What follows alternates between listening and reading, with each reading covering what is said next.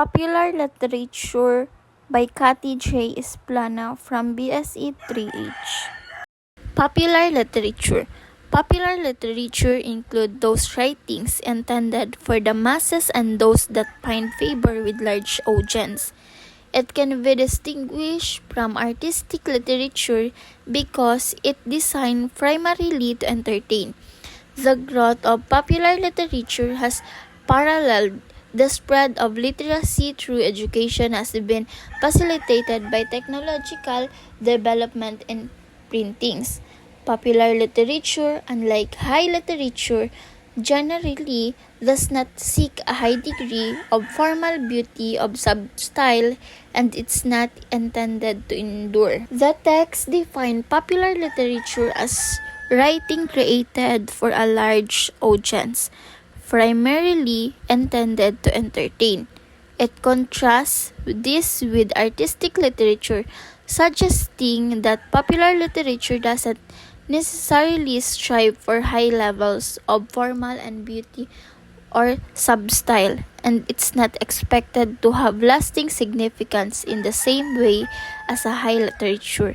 The text also note that the growth of popular literature has been closely linked to increased literacy rate and advancement in printing technology. Characteristic of popular literature. Driven by plot and characters are stock figures who serve the plot. Plain language which close to common language. Dialogue seems like everyday spoken language. Pure, obscure symbol and allegories are used. Use are clear and can be easily comprehended by the readers. They can be tied into current trend and concern. It does not deal with abstract problem.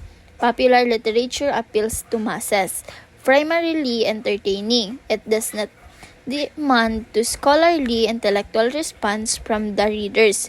Readers include all groups. The key points that are its plot-driven uses simple, accessible language, avoid complex symbolism, relate to contemporary issues, aims for mass appeal, prioritize entertainment over intellectual stimulation, and target a word age range. In short, it designed for easy understanding and enjoyable by a wide audience. Start of popular literature. The formal publishing category of popular fiction begins in 19th century, a time when wider literacy and cheaper printings make book available to middle and lower class readers. Stories which engage the attention of many people over time have always existed and continue to inspire popular literature. We have always been fascinated with romances, with adventures, with ghosts and monsters and crimes. However, once the book became a part of entertainment option for the masses, we had a flowering of new stories and themes. This slide discusses the origin of popular literature.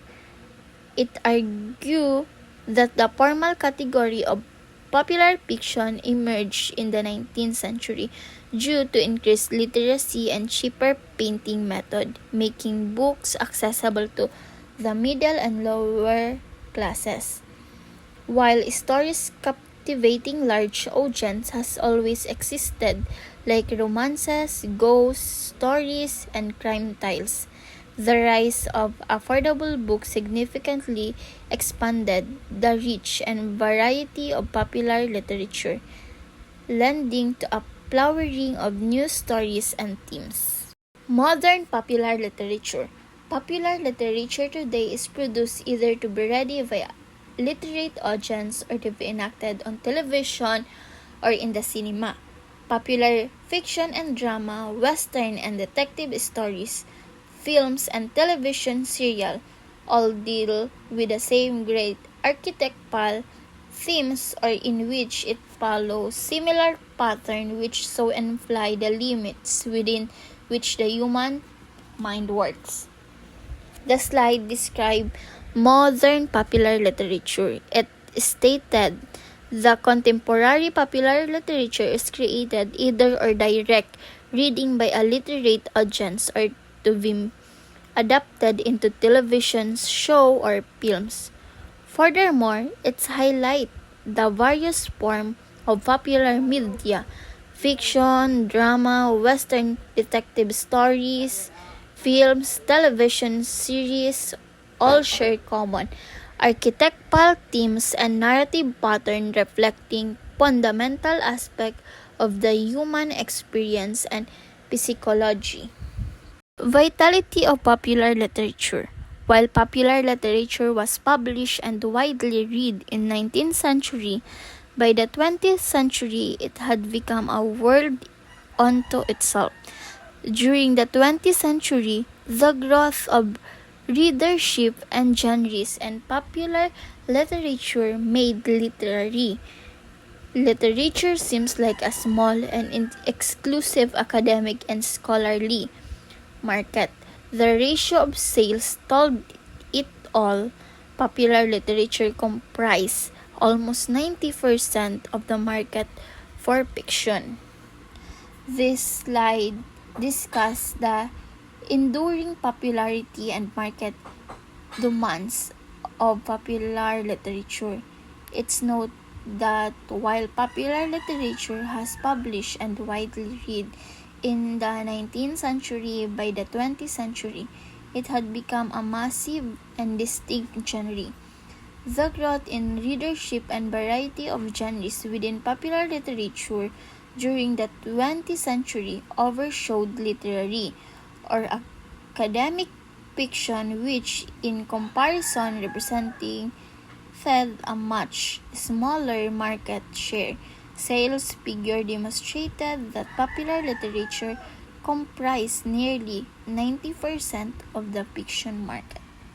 Themes. The most important genre in popular literature is and always has been the romance, extending as it does from the Middle Age to be present. The most common type of romance describes the obstacle encountered by two people, usually young, engaged for a forbidden love. Another common genre is that of fantasy or science fiction, novel set in the western frontiers of United States in 19th century are and called western are popular. Finally, the detective story or murder mystery is widely read form of popular literature. Popular literature has also come to include such genre as comic book and cartoon strip. The slide outlines common themes in popular literature. It defines romance as the most significant and enduring genre, often depicting obstacle faced by usually young people in a forbidden love. Fantasy and science fiction are also highlighted as prevalent genre. Western novels set in the American West during the 19th century and detective murder mystery stories are mentioned as a widely read form of popular literature. Finally, the slide notes that popular literature has expanded to include the comic books and cartoon strip. Issues and challenges of popular literature. The aesthetic theory of modernism not only respect writers' choice of them, technique and style. It can be claimed that modernism is largely democratic. It is against all kinds of discrimination, but the reality is discriminate. Popular literature is not at odds with the fact that its popularity is ephemeral and fleeting. Popular literature authors inclined to familiar, cliche-ridden, and easily digestible language. Popular literature seems ready to sacrifice artistic values at the cost of popularity. We must admit the readers of popular literature don't mind well conceived options of literacy critics. They keep reading what they find interesting, entertaining, quenching their represent desire and close to their heart. They are basically pleasure seeker and solace finders. The slide address issues and challenges related to popular literature. It begins by noting a potential contradiction while modernism in literature values the writer's individual style and technique. Popular literature often prioritizes accessible and mass appeal, sometimes at the expense of artistic merit. The text option out that the popularity of popular literature is often fleeting, and the author may sacrifice artistic value of easily distinctable language and familiar classy. It also suggests that readers of popular literature are less concerned with critical opinions and more interested in engaging content that is entertaining and emotionally resonant, characterizing them as primarily seeking pleasure and comfort. Thank you for listening. That's all.